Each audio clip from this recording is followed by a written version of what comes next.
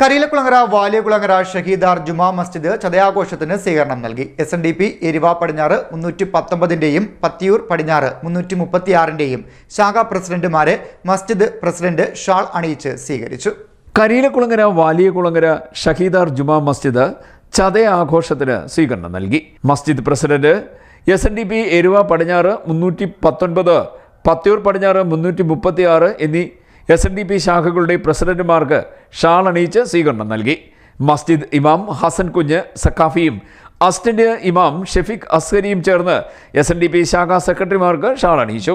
മസ്ജിദ് president Muhammad Shan, മസ്ജിദ് secretary Usmankutti, treasurer Kunjumon, joint secretary Mujeeb Puthethu, Pookunju, Babu Alayil, Nasar Parapleth, Salam Anchalumuttil, Najeeb, Basheer എന്നിവർ പങ്കെടുത്തു.